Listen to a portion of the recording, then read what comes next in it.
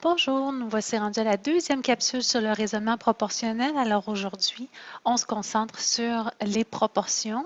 Donc d'abord vérifier que deux taux ou deux rapports forment une proportion, puis en un deuxième temps, trouver une valeur manquante à l'intérieur d'une proportion. Donc d'abord, pour vérifier que deux fractions forment une proportion, en fait, on doit vérifier l'égalité entre ces deux fractions. Et pour ce, on va utiliser la propriété fondamentale des proportions, c'est-à-dire que le produit des extrêmes est égal au produit des moyens. Donc, on a un premier exemple ici. Donc, les images ci-dessus sont-elles proportionnelles? Donc, j'ai une première image de 45 cm par 14 cm, puis une deuxième de 18 cm par 5,6 cm. Donc, d'abord, établir la proportion, ou en tout cas ce qu'on suppose être une proportion pour ensuite aller la vérifier.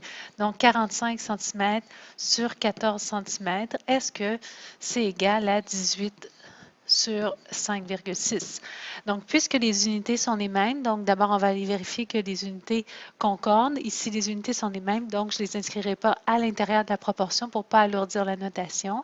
J'aurais pu également établir ma proportion de la façon suivante, c'est-à-dire 45 sur 18 est égal à 14 sur 5,6. Puisqu'ici, je vérifie s'il s'agit d'une proportion, je vais aller inscrire un point d'interrogation pour indiquer au lecteur que l'égalité n'est pas encore vérifiée.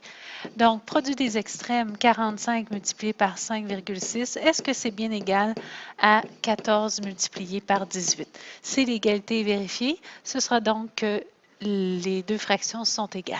Donc, ici, on va aller vérifier 45 multiplié par 5,6, ce qui nous donne 252. Et ce qui nous donne également 252 de l'autre côté pour le produit de 14 fois 18. Donc, ici, les images sont proportionnelles. Donc, réponse, les images sont proportionnelles.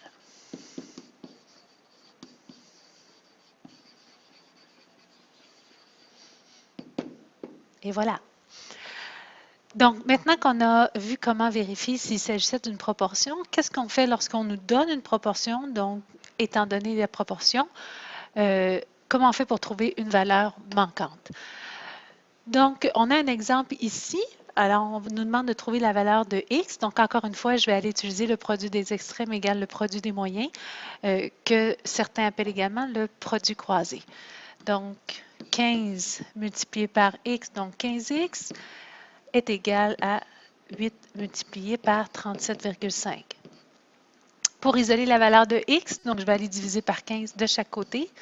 Donc, voici pour finalement trouver ma valeur de x qui est de 20.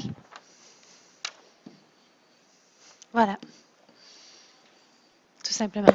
Donc, une façon de vérifier la réponse, ce pourrait être simplement d'effectuer le quotient entre 15 et 8 et 37,5 et 20. On obtiendrait ici la même valeur. Un deuxième exemple, toujours trouver la valeur de x. Donc, on a x plus 1 sur 2x moins 5 qui est égal à 12 sur 5. Donc, encore une fois, on va aller effectuer le produit des extrêmes égal produit des moyens. Une chose importante ici, ça va être important de placer nos parenthèses puisqu'on veut vraiment que le 5 multiplie toute l'expression x plus 1. Et il en est de même pour notre deuxième multiplication, donc 12 par l'expression 2x moins 5. Alors, je vais aller développer ici. Donc, on va aller distribuer le 5 à l'intérieur de la parenthèse, donc 5x plus 5 qui est égal. Et encore une fois, ici, je vais aller distribuer le 12 à l'intérieur de la parenthèse, donc 12 fois 2x, 24x, et 12 fois moins 5, moins 60. Vous l'avez probablement vu à l'intérieur de la capsule sur la résolution d'équations. J'ai maintenant des termes en x de chaque côté de l'égalité. Je voudrais avoir des termes en x d'un seul côté de l'égalité. Je vais donc soustraire 5x de chaque côté de l'égalité. Et de cette façon-là, donc, du côté gauche de l'égalité, je vais avoir uniquement 5, tandis que du côté droit, je vais obtenir 19x moins 60. J'ai maintenant le terme constant du côté de l'égalité où se trouve mon terme en X que je veux enlever. Donc, pour éliminer le moins 60, je vais additionner 60.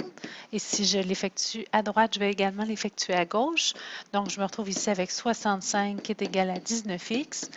Puis, en tout dernier, bien, je vais diviser par le coefficient de mon terme en X. Donc, je divise par 19, ce qui me donne ici comme valeur de X 65 19e que je vais garder en fraction, puisqu'ici, il s'agit d'une fraction qui est réduite. Voilà, donc c'est ce qui termine la capsule sur proportion. Donc, je rappelle ce qu'on a vu. D'abord, vérifier qu'il s'agit d'une proportion, puis, en un deuxième temps, donc trouver une valeur manquante à l'intérieur d'une proportion. Merci.